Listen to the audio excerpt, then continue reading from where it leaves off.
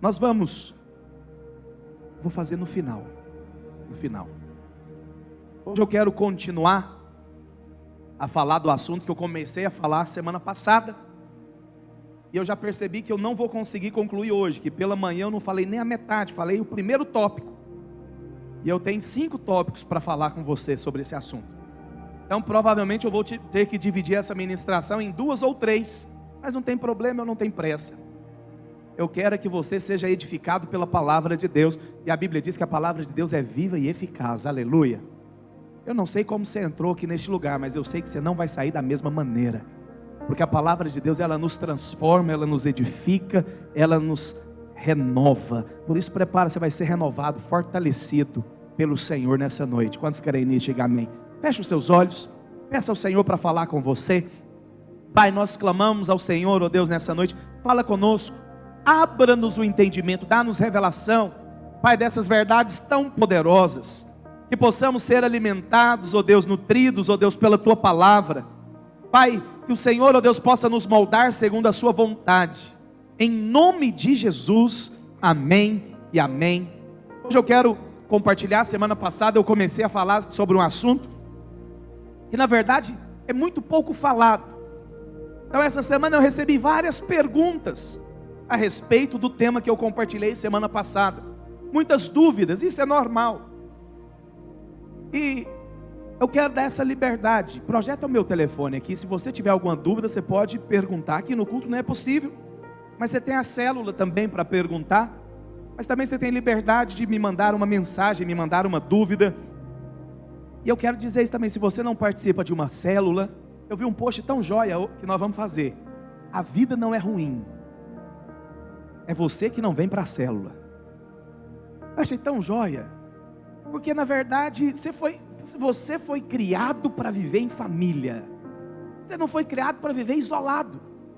E eu creio de uma maneira tão poderosa, que não há outra maneira de ser igreja do que em família, na célula. Às vezes você pode falar, pastor, mas eu fui tão frustrado, tão decepcionado, eu não quero participar de nada. Tem muita gente que nem vai à igreja porque foi frustrada. Mas sabe o que me impressiona? Você vai no médico, e esse médico te decepciona. Você para de ir em hospital e no médico? Não vou em médico mais. Não, você continua indo quando você precisa. Você vai viajar, lá no aeroporto, a mulher do guichê de embarque te maltrata. Você fica revoltado, você fica decepcionado, mas você para de viajar de avião por causa disso? Não.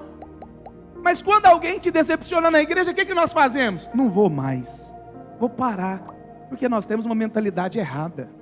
O diabo sempre vai querer isolar você da família do Senhor. Porque quando eu sou isolado eu me torno uma presa mais fácil. Mas nesse dia você vai ser constrangido a viver a vida que Deus vive. É uma vida de comunhão. Quantos creem nisso? Diga amém.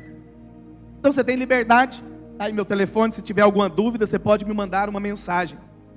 Se for áudio, mande vários. Não mande um de 7 minutos não, que corre o risco de não escutar. Mande 7 de 1, que fica mais fácil. Então, porque esse assunto ele é um assunto às vezes que ele é muito pouco falado dentro das igrejas. Não é compartilhado. Então semana passada eu falei sobre a questão de ser salvo e a questão de reinar com Cristo. Que a salvação, segundo Paulo, que está lá em Efésios capítulo 2 versículo 8, é pela graça mediante a fé, não é de obras, é pela fé, pela graça. Romanos capítulo 10 fala que quando nós confessamos com a boca e cremos com o coração, nós somos salvos.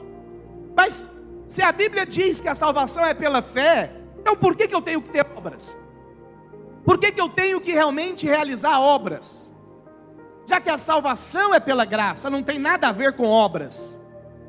Porque há uma recompensa para aqueles que foram encontrados fiéis. Hoje nós estamos vivendo um tempo da graça. Fala para a pessoa que está do seu lado, você está vivendo o tempo da graça. Que segundo os teólogos, eu creio também, é a dispensação da graça. Mas após a dispensação da graça, vai ter um reino. Vai ter a dispensação do milênio. E o milênio é um tempo onde os crentes é uma palavra ruim, que eu me torno exclusivista. Deus não é exclusivista. E os salvos, que se tornaram vencedores, ou seja, homens e mulheres maduros, eles vão reinar com Cristo. Mas às vezes nós podemos pensar, pastor, será que existe então contradição entre a graça e a visão do reino?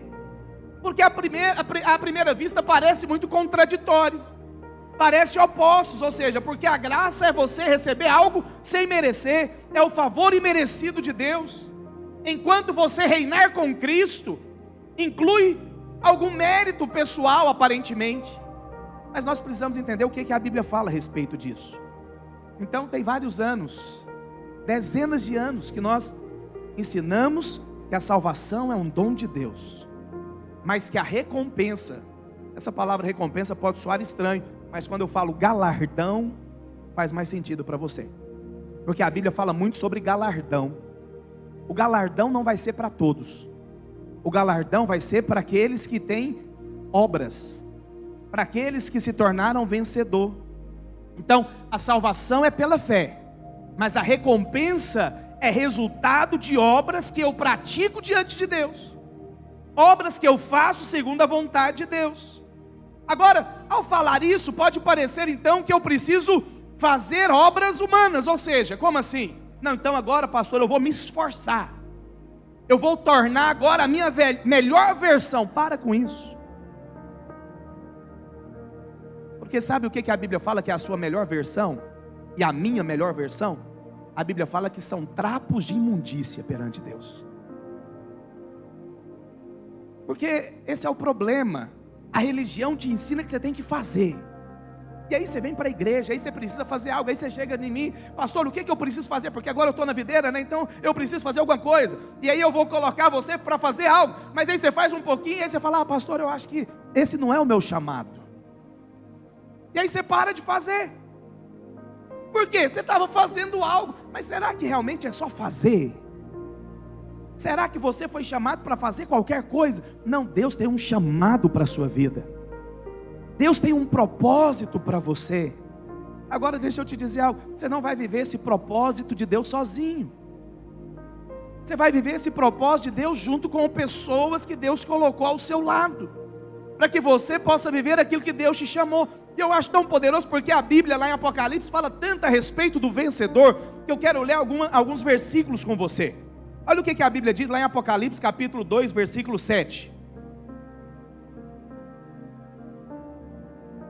Quem tem ouvidos, ouça o que o Espírito diz à igreja. Ao vencedor, não é ao crente, não é ao salvo, é ao vencedor. Dar-lhe-ei que se alimente da árvore da vida que se encontra no paraíso de Deus. Apocalipse capítulo 2, versículo 26 diz: ao vencedor que guardar até o fim as minhas obras, eu lhe darei autoridade sobre as nações. Eu acho tão poderoso porque aqui o apóstolo João fala que o vencedor que vai ser recompensado é aquele que chega no final. Então, presta atenção, às vezes o início não é muito bom.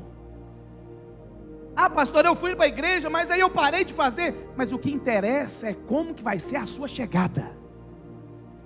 Talvez o início foi meio turbulento, talvez o início foi meio conturbado, mas a questão é o seguinte: como que você vai permanecer até o fim?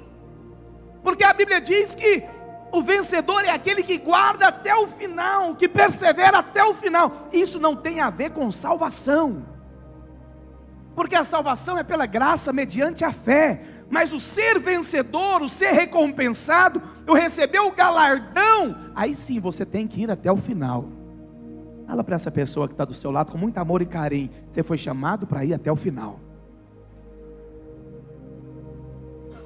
Esse é o nosso chamado.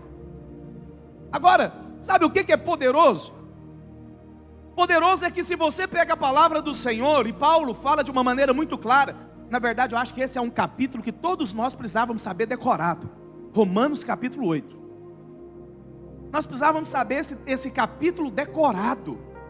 Ele fala algo tão poderoso, tão poderoso. Vai lá para o versículo 37, Romanos 8, 30. Aliás, vamos ler a partir do versículo 31. Eu amo esse capítulo, para mim é um dos capítulos mais belos da Bíblia. Olha o que a Bíblia diz: que diremos, pois, à vista dessas coisas? Se Deus é por nós. Para um pouquinho. Você tem certeza que Deus é por você? Presta atenção. Ou às vezes tem dia que você vacila, você fala, eu acho que Deus não está do meu lado hoje não.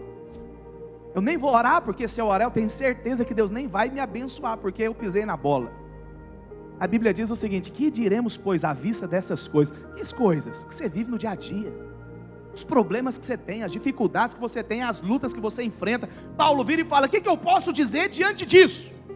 Se Deus é por mim, quem será contra mim? Acorda todos os dias da sua vida tendo essa certeza: Deus está do seu lado, Deus está favorável a você, Deus não está irado com você.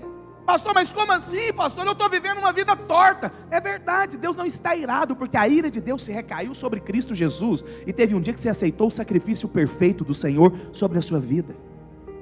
Deus não está irado, porque Deus, Ele é por nós. É tão poderoso e tão importante você ter essa certeza, saber que Deus é do seu lado. Deus está jogando no seu time, não é contra você. Por quê? Porque se você tem a certeza que Deus é por você, você vai saber, se você orar, Deus vai te ouvir. Se você pedir, Deus vai ouvir a sua oração. Mas se eu tenho a mentalidade que Deus é contra mim, eu nem vou orar. Pelo contrário, eu vou correr de Deus, porque se Ele me pegar, eu estou frito, assado e cozido. Então o apóstolo diz: que diremos, pois, à vista dessas coisas? Se Deus é por nós, quem será contra nós?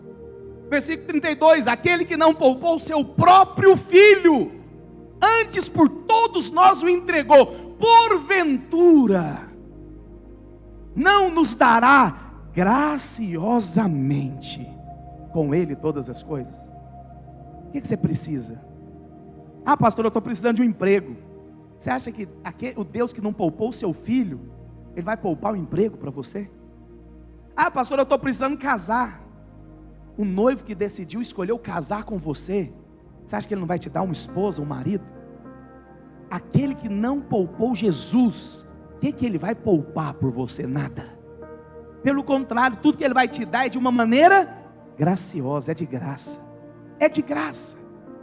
É de graça. Quem tentará acusação contra os eleitos de Deus? O que Paulo está dizendo? Quem pode apontar o dedo para você? Quem pode falar que você não é bom? Quem pode falar que você não é fiel? Paulo está falando: quem tentará acusação contra os eleitos de Deus? É Deus quem os justifica. Quem os condenará? Será que alguém pode condenar você? Será que tem alguém? Esse é o problema. Tem muitos filhos de Deus que vivem com medo de ser condenados pelo Senhor. Paulo está falando: será que tem alguém que pode condenar você? Será que é Cristo Jesus quem morreu ou quem antes ressuscitou, o qual agora está à direita de Deus e intercede por você? Tem um Deus que é homem, que entendeu o que você passa, e a Bíblia fala que Ele está à direita de Deus clamando por você. Clamando por você. Nós precisamos ter certeza disso. Versículo 30 aí. Passa. Quem nos separará do amor de Cristo? Será tribulação, angústia, perseguição, fome, nudez, perigo ou espada? Como está escrito: por amor de ti somos entregues à morte o dia todo, fomos considerados como ovelhas para o matadouro. Mas em todas essas coisas, fala, em todas as coisas, em todas as circunstâncias, eu sou mais do que vencedor. Mas como que você é mais do que vencedor? É porque você lutou? É porque você pagou o preço? É porque você foi um bom religioso, vai no culto todo domingo, dizima certinho, oferta certinho, aí sim? Não, é por meio de Cristo Jesus. Então presta atenção, nós lemos em Apocalipse que ao vencedor Deus vai dar várias coisas.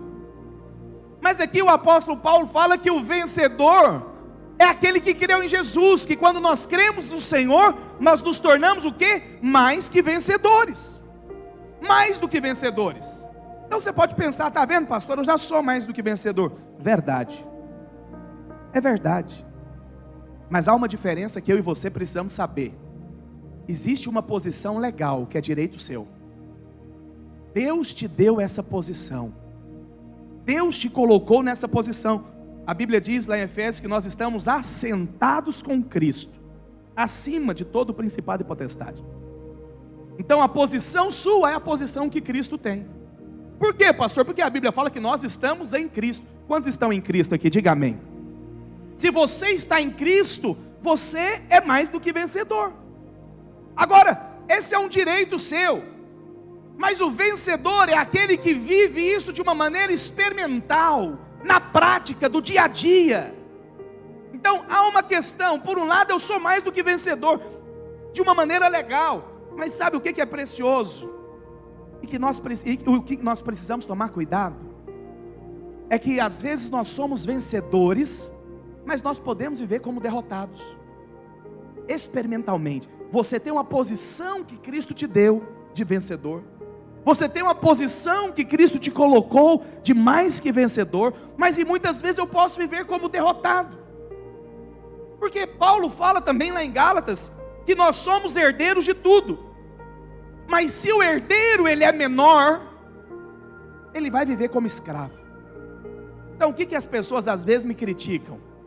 Ah, pastor, o senhor prega uma palavra light, que eu estou na graça agora eu posso viver do jeito que eu quiser, que Deus me ama. É verdade, não tira um pingo do tio disso, é verdade. Deus te ama independentemente do que você faça. O que você faz não altera o amor de Deus pela sua vida. Mas presta atenção no que eu vou te dizer. O que eu faço mostra se eu sou vencedor ou se eu estou vivendo ainda como escravo. Mostra se eu sou alguém que ainda eu sou uma criança ou se eu já me tornei maduro na fé. E aí eu amo Paulo, porque Paulo vira o seguinte: muitas pessoas às vezes ele vem com alguns questionamentos para mim. Pastor, eu posso fazer isso? Eu posso fazer aquilo? A minha resposta é o seguinte: você pode fazer o que você quiser. Quando eu falo isso, alguns me assustam. Se assustam, né? Não me assusta, se assustam. Algumas pessoas ficam assustadas, mas como assim, pastor? Eu posso fazer o que eu quiser? Pode. Mas aonde está na Bíblia isso? Paulo falou: todas as coisas me são lícitas. Você pode fazer o que você quiser. Mas o que Paulo fala? Mas nem tudo me convém. Isso faz uma diferença gigantesca. Isso separa as crianças dos adultos. Criança não reina. Criança não herda nada, ainda que ela é dona de tudo. Sempre vai ter um tutor sobre ela. E Paulo fala que o tutor muitas vezes é a lei. Para criança você tem que falar o quê? Não pega na faca que vai machucar. Mas se você tem 40 anos de idade, você vai cortar uma carne, eu falo, cuidado que essa faca vai machucar. Você vai achar o quê? Ah não, pelo amor de Deus, pastor, olha a minha idade, porque não combina. Então Paulo fala: todas as coisas me são lícitas. Você pode fazer o que você quiser, mas nem tudo convém. Então, quem tem filho sabe, às vezes você tem um filho na idade de adolescência, e para você acordar o seu menino é fácil.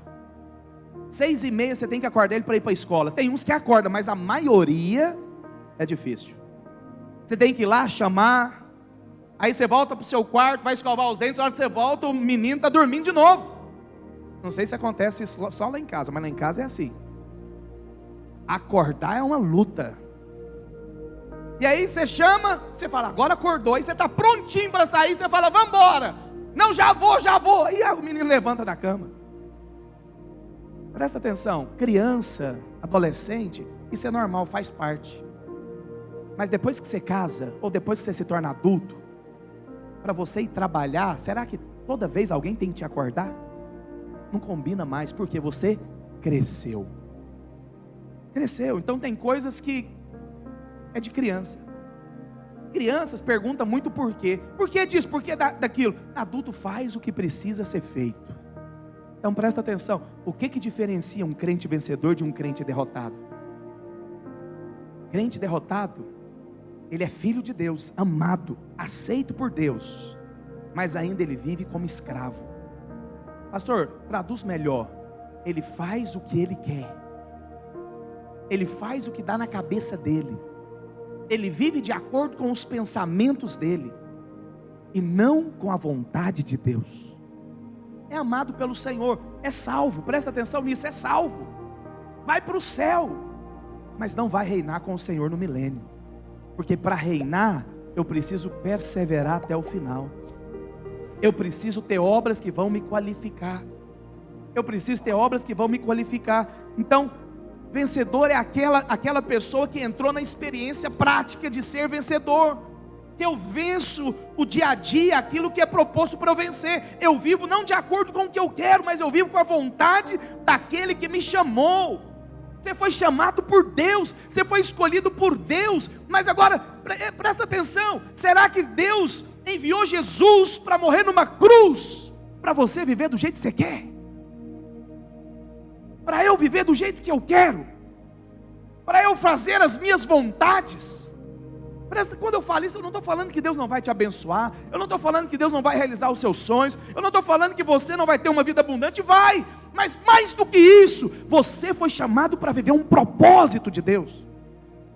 Você foi chamado para viver aquilo que Deus projetou. Eu acho tão precioso, a Bíblia fala que nós fomos escolhidos em Cristo antes da fundação do mundo. Teve um momento na eternidade passada que Deus fez um projeto, Deus criou um propósito, e para esse propósito Ele te criou.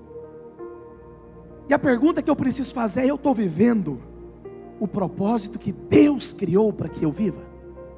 Eu estou vivendo o propósito que Deus tem para mim?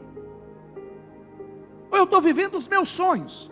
Eu estou vivendo os meus projetos? Ou ainda eu sou como essa criança? E Paulo fala isso: só quando eu era criança eu pensava, eu falava como criança, mas teve um dia que eu disse: chega! Deixei das coisas de criança e prossegui para o alvo. Tem um alvo que você e eu precisamos alcançar.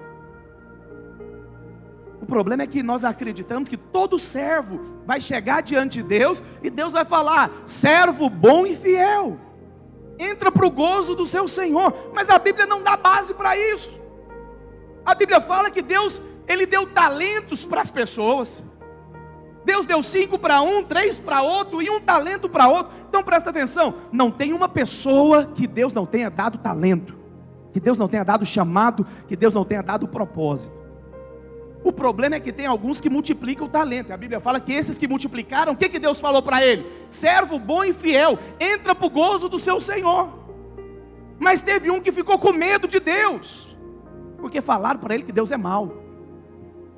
Tem muita igreja que está falando que Deus é mau. Tem muita igreja que está falando que Deus está irado. Então se Deus está irado, eu vou correr dele. A Bíblia fala que esse, com medo de Deus, receoso, enterrou o talento que Deus havia dado para ele. E a Bíblia fala que Deus voltou para ajustar a conta com esses servos. O que tinha 5, Deus deu mais, porque Ele multiplicou. O que tinha 3, Deus deu mais. Mas o que enterrou o talento, o que Deus falou para ele? Deus não falou: servo bom e fiel. Deus virou e falou: servo inútil. Ah, Jesus amado, por que inútil? Paulo responde isso. Olha o que a Bíblia diz. Lá em 1 Coríntios capítulo 15, versículo 10. 1 Coríntios 15, 10. Mas pela graça de Deus, eu acho poderoso isso, porque não é qualquer obra. Presta atenção, só vai ser vencedor quem compreendeu o que é graça. É o que Paulo fala. Pela graça de Deus eu sou o que sou. Paulo foi criado aos pés de Gamaliel. Paulo foi instruído na lei. Mas é tão poderoso que lá em Filipenses capítulo 3, Paulo fala que ele jogava tudo isso fora. Tudo isso fora, porque tudo que ele viveu não foi por ele, mas a graça de Deus nele. Então o vencedor não é aquele que simplesmente faz obra. Porque presta atenção aqui.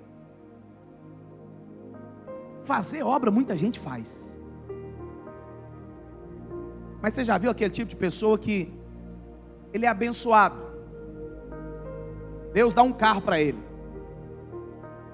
Aí Deus dá um carro para mim. E aí o Diando chega e fala: ó, pastor, que bênção, Deus te deu um carro, hein? Eu falo: não, calma aí, Deus não deu assim não, eu paguei o preço. Ei, deixa eu te falar, foi jejum e oração, no monte, campanha, ofertei, entreguei Isaac para Deus, aí Deus me deu.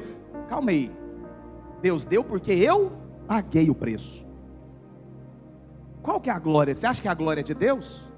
Não, não é. A glória foi o preço que eu paguei. Isso é graça? Não, graça não, isso não é graça. Isso é esforço próprio. Isso é esforço próprio. Mas aí, Deus dá um carro para um Marco Aurélio. E aí eu chego para o Marco Aurélio e falo: Marco Aurélio, que carro bonito, como é que você conseguiu esse carro? Ele fala: deixa eu te falar, não sei explicar, Deus me deu. Qual glória o Marco Aurélio tem nisso? Foi a sabedoria dele? Foi o conhecimento dele? Foi o esforço dele? Ou foi a graça de Deus com ele? Então presta atenção, a obra que vai ser recompensada é aquela que foi feita pela graça. E aí Paulo fala: pela graça de Deus eu sou o que sou, e a sua graça que me foi concedida. Deus derramou graça na vida dele. Deixa eu te dizer algo, Deus derramou graça sobre a sua vida. Você crê nisso?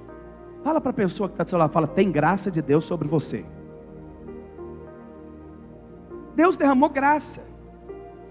Pastor, o que é graça? É a capacitação sobrenatural.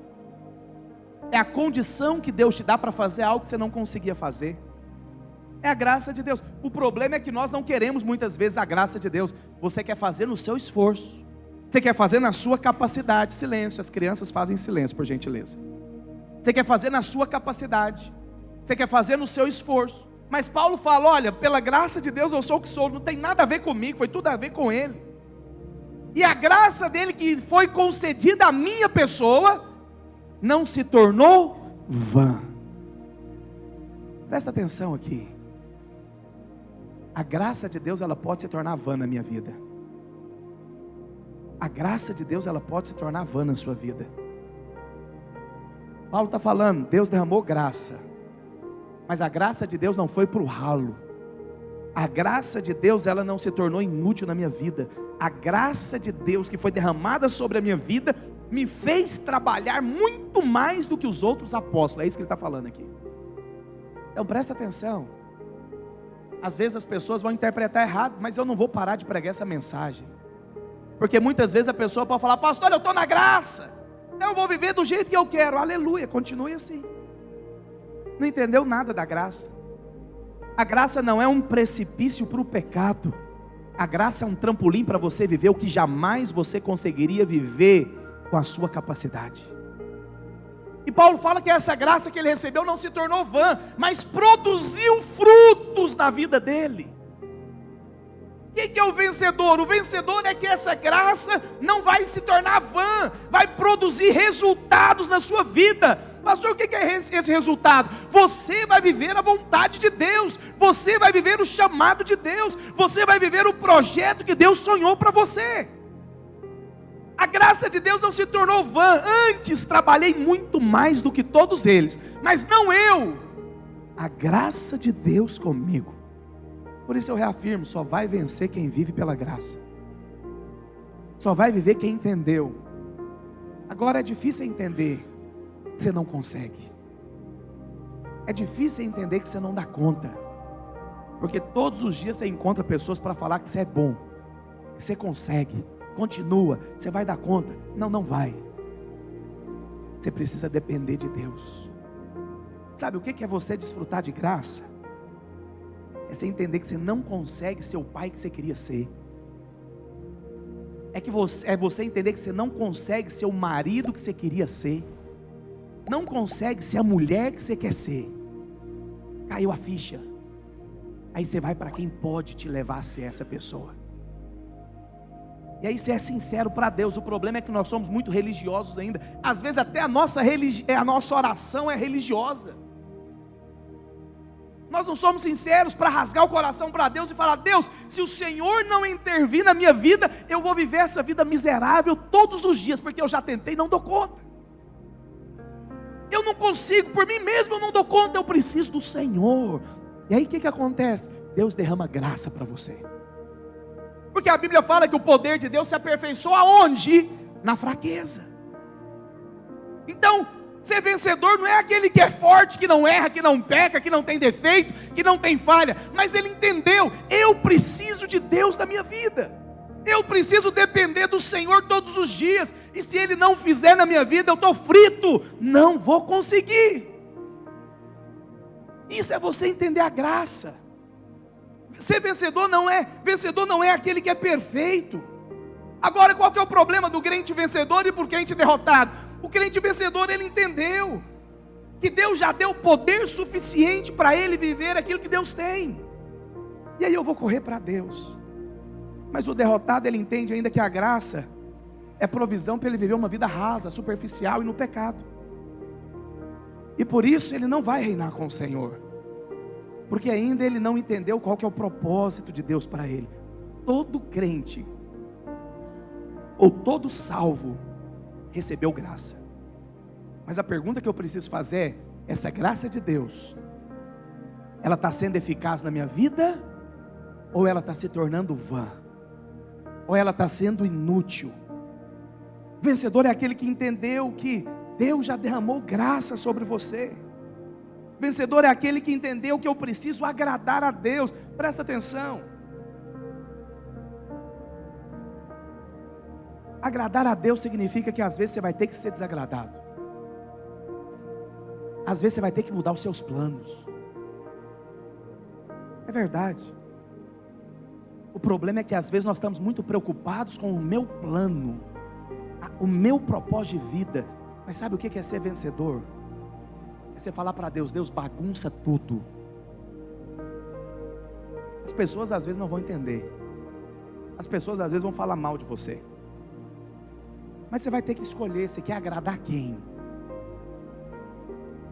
Acho tão poderoso porque Jesus falou o quê?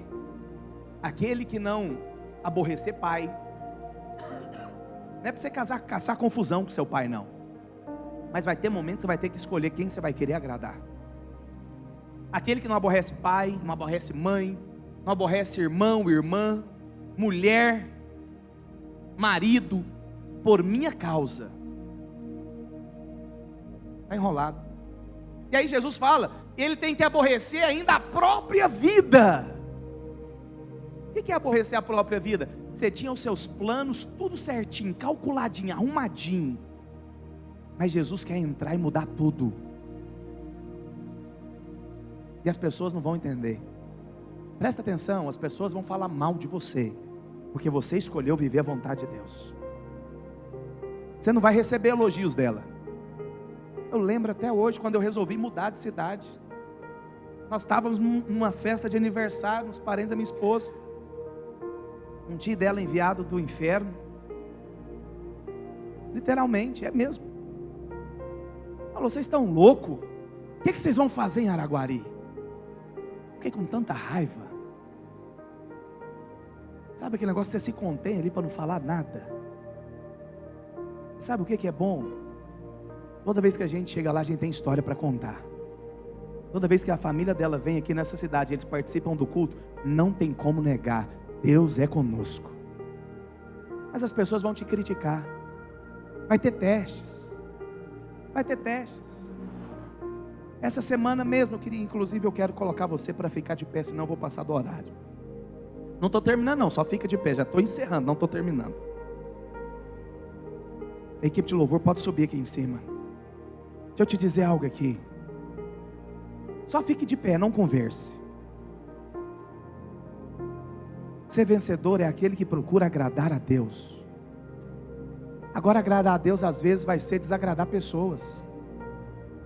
Às vezes vai ser desagradar pessoas que não entenderam o seu ministério, não entenderam o seu chamado.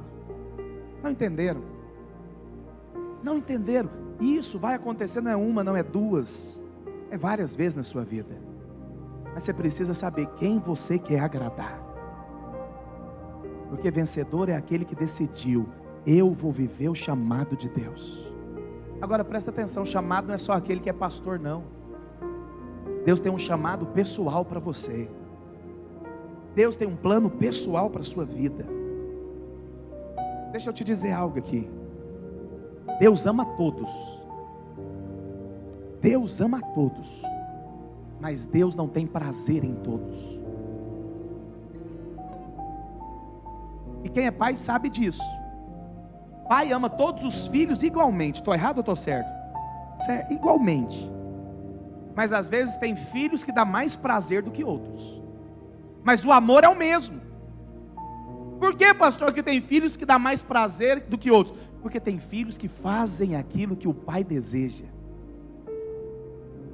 Deus, Ele ama todos de uma maneira igual. Mas Deus tem prazer em alguns mais do que em outros. Porque tem filhos que decidiram viver aquilo que o pai sonhou para ele. Tem filho que decidiu viver aquilo que o pai sonhou. O amor de Deus é o mesmo. A Bíblia fala que Deus nos amou quando nós éramos inimigos, pecadores de Deus. Mas muitas vezes Deus não tem prazer nas nossas atitudes. E vencedor é aquele que decide: eu quero agradar a Deus, independente do que as pessoas vão falar, independente do que as pessoas vão dizer. Eu escolho a vontade de Deus. Eu escolho a vontade de Deus. O que as pessoas não falam não importa. Não, irmãos, eu já resolvi com a minha família o que é o que eu quero viver. Eu já decidi o que é prioridade para mim. Eu já escolhi o que eu quero agradar. Então não coloque nenhuma prioridade com a igreja, porque ela é a maior prioridade para mim, porque ela foi a mais alta prioridade para Cristo. As pessoas falaram mal. Mas por que falaram mal? Porque eu escolhi a melhor parte. A melhor parte é a vontade de Deus. Deixa eu te dizer algo. Servir a Deus vai implicar em escolhas na sua vida. Ser crente, você pode fazer o que você quiser. Interessante isso, né? As pessoas criticam, mas é verdade. O crente carnal e natural, ele não está nem aí para aquilo que Deus quer. Mas aquele que decidiu fazer a vontade de Deus, vai ter um preço. Vai ter um preço que você vai ter que se dispor a pagar. Mas o preço é pela graça.